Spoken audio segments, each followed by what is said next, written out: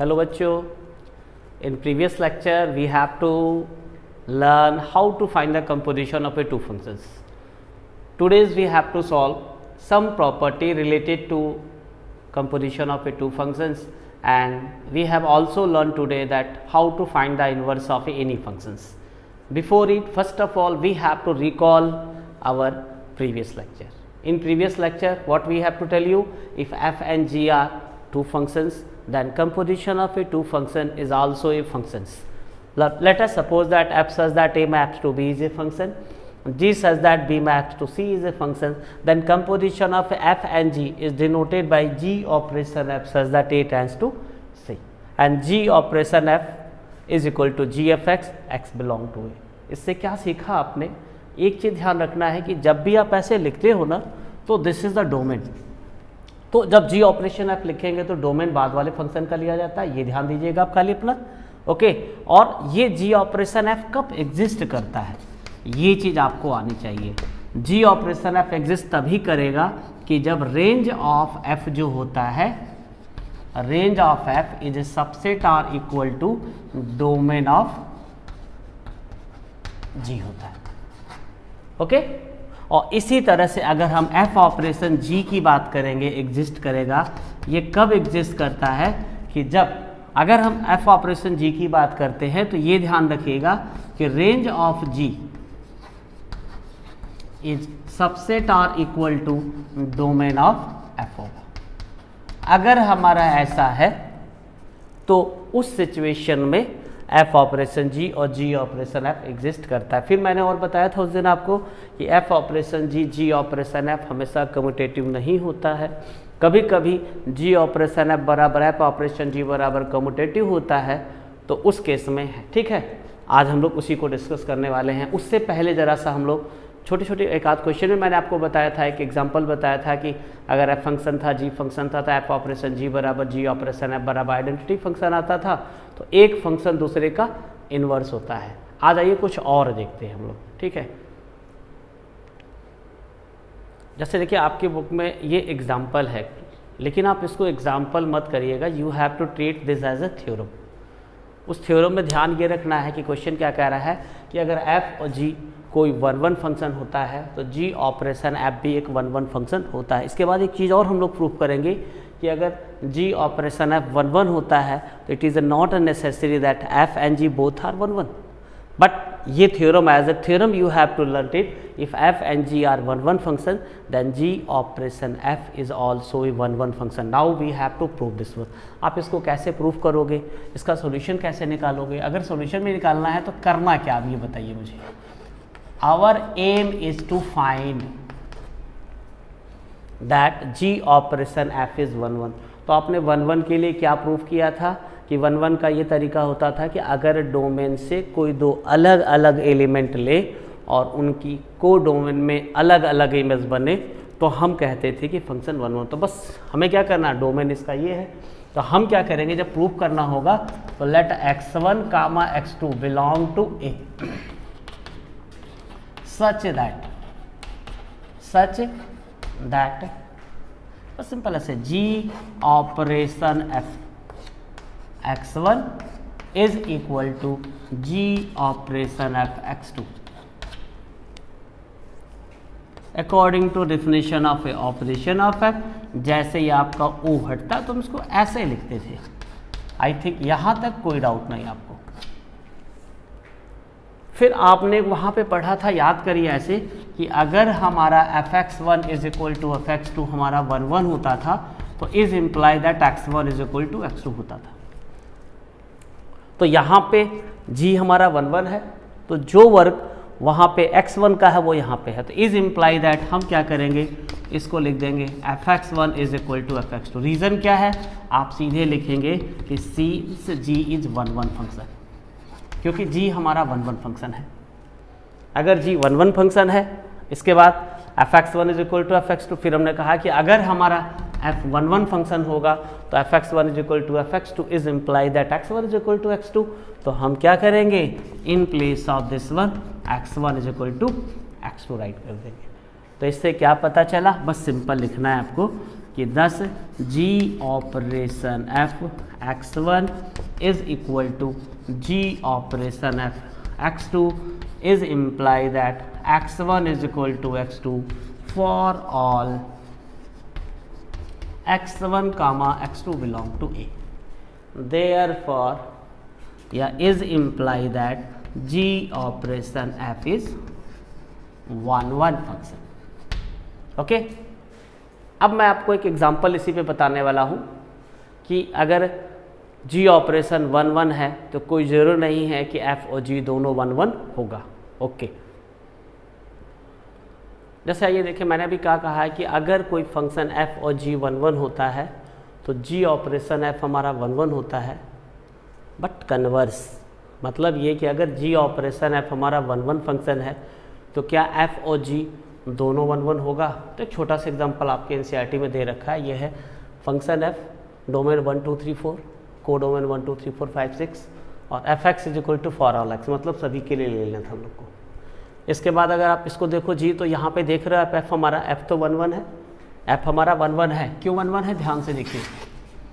F is a 1. Reason ये है कि it is a 1 related to 1. 2 से 2 3 4 and it is a 5. Simple ऐसे, ये 4 तक ही था, sorry. This is a function F is a 1. But say this if you consider about G ये आपका है for 1 2 3 4. 1 is equal to 1, 2 is equal to 2, 3 is equal to 3, 4 is equal to 1 2 3 4. But for 5 and 6 images 5. 1 2 3 4 5. तो यहाँ दिख रहा है आपको ना कि ये मेनी 1 फंक्शन है, ये हमारा 1 फंक्शन है. लेकिन अगर हम इसका जी ऑपरेशन एफ फाइंड आउट करते हैं तो जी ऑपरेशन एफ आप कैसे निकालोगे. तो जब जी ऑपरेशन एफ निकालोगे तो ध्यान से देखिए कि जी ऑपरेशन एफ दिस से 1 इज इक्वल टू, ये लिखेंगे जी एफ ऑपरेशन एफ निकालेंगे तो हम अलग अलग एलिमेंट का निकाल लें. तो डोमेन में तो हमारा 1 है 2 है 3 है 4 है. तो अगर हम डायरेक्ट निकालना चाहते तो यहीं पे जी ऑपरेशन एफ अगर निकाल लेते तो अगर इनपुट हमारा 1 होता, g1 इज इक्वल टू 1 होता तो f1 इज इक्वल टू 1 होता. 1 कामा 1 आ गया. अगर आप 2 लेते तो g2 इज इक्वल टू 2 आ जाता. 3 लेते तो 3 आ जाता. 4 लेते तो 4 आ जाता. क्यों? क्योंकि g ऑपरेशन f के डोमेन में 1 2 3 4 है, 5 6 से तो कोई लेना देना नहीं. इससे क्या प्रूफ हुआ कि f और g तो हमारा है. अगर g ऑपरेशन f तो 1 था लेकिन f और g दोनों 1 नहीं थे. तो ये थ्योरम आपको एज ए थ्योरम ट्रीट करेंगे सवाल लगाते समय. क्लियर हो गया.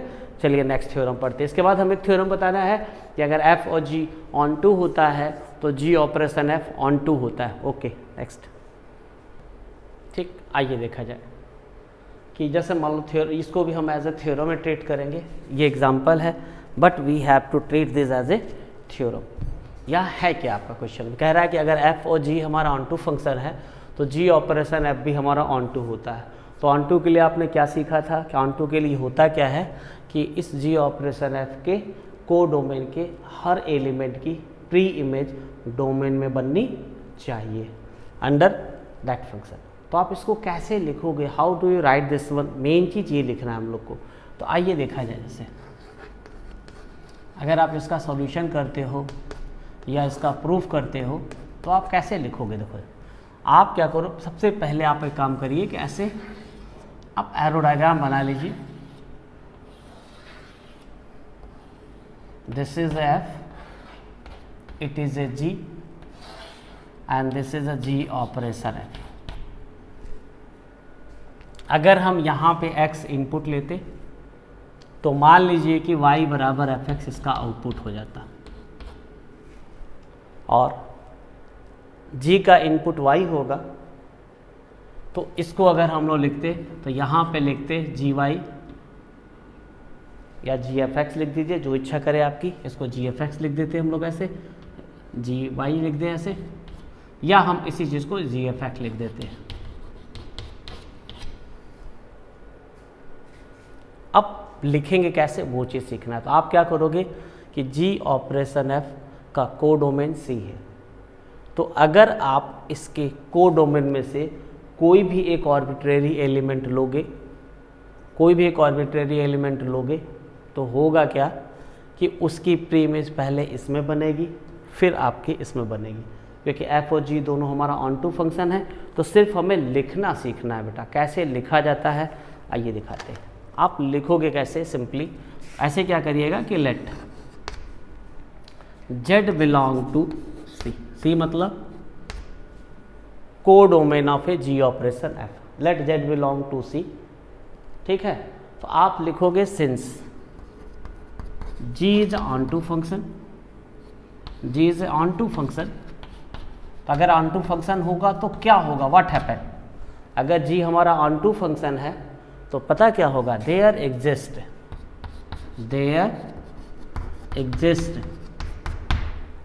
ए pre image y, a pre-image y belong to set B. This is the set A, this is the set B, this is the set C, B, such that gy is equal to z. यहाँ तो आधा पार हो गया। फिर आप कहोगे कि अब ये y हमारा है, f भी हमारा ऑन टू फंक्शन है, तो इस y के इस कोडोमेन के हर एलिमेंट की प्री इमेज डोमेन में बनेगी हमारी, तो ये भी लिखेंगे। तो जब इसके बाद नेक्स्ट स्टेप इसका लिखेंगे हम लोग, तो यही लिखेंगे since y belong to b and f is on to function, सिर्फ लिखना सीखना है आपको। Then there exist a pre image किसका, x belong to, pre image x belong to A such that y is equal to fx या fx is equal to y, ये होता है आपका। Therefore g operation f x is equal to g fx, बस ऐसे लिख दिया हमने, g fx in place of this fx we have to write y, और gy की जगह पे आपने लिखा है z। तो यही वाला तो हमने यहाँ से एलिमेंट लिया था, gy बिलोंग टू z करके ले रहे थे यहाँ से, ये चीज़ हमारा था ऐसे। तो सिर्फ अगर लिखना आपको आ रहा है इतना हो जाएगा हमारा, बस इतना आ गया। 10 इससे क्या लिखेंगे आप ऐसे, तो आपको ये लिखना पड़ेगा कि 10 for every element C belong to Z, there exist a pre image, there exist a pre image x belong to A such that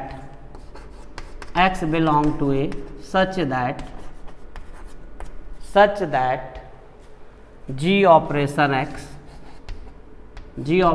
fx is equal to z हो जाएगा हमारा, is imply that g operation f is on to। जरा सा लिखना पड़ता है आपको, simple ये है।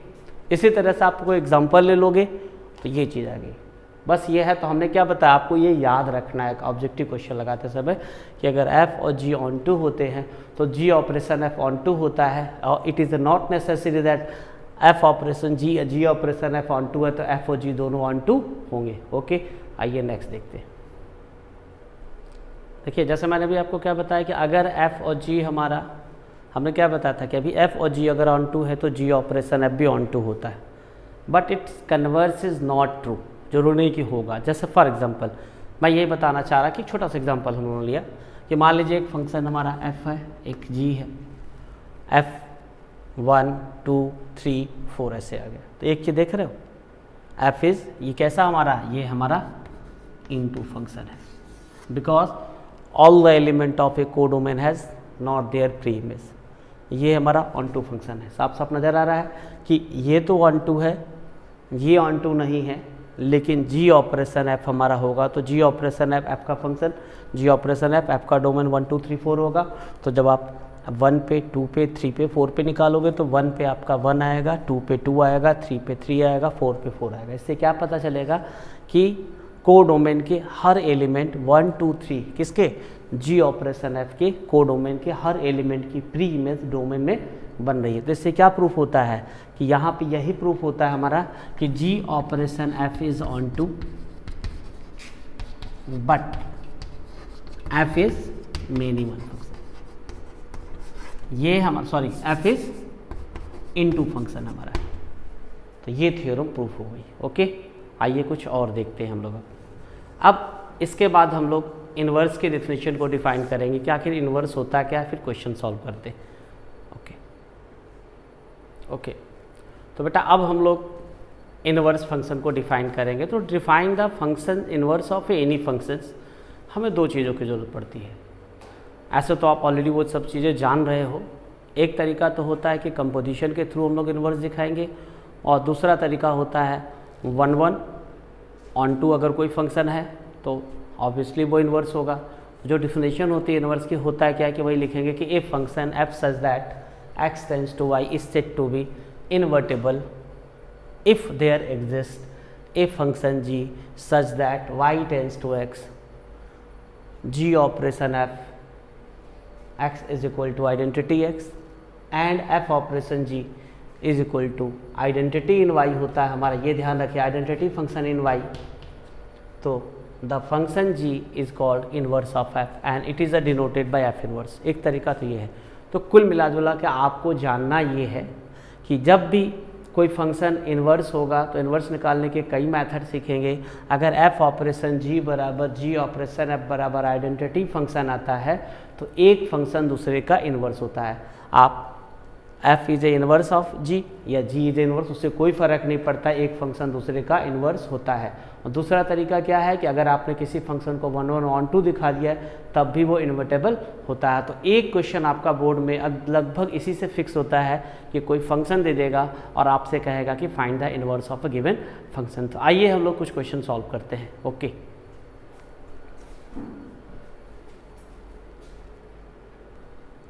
देखिए आपके बुक में क्वेश्चन नंबर 7 एक्सरसाइज का, consider a function real number to real number given by f x is equal to 4x + 3।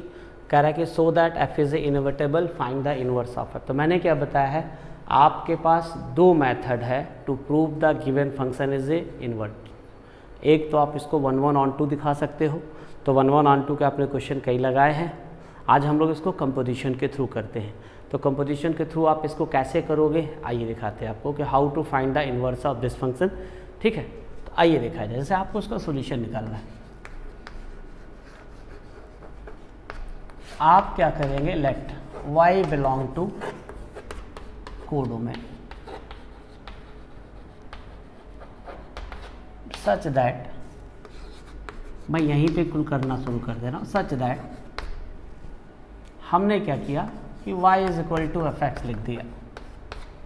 और अगर ये फंक्शन इन्वर्टेबल होगा तो इसका इन्वर्स निकालने के लिए हमें क्या करना पड़ेगा, हम इसको ऐसे लिख सकते थे। देखिए ध्यान से, let us suppose that it is a 1।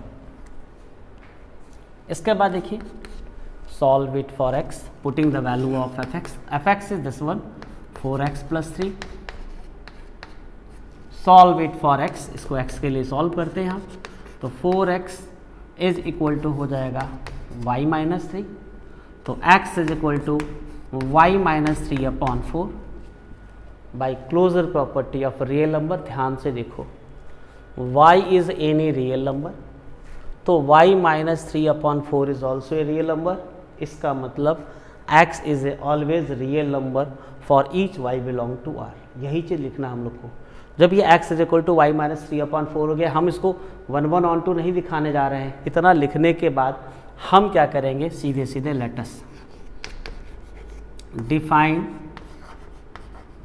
A function.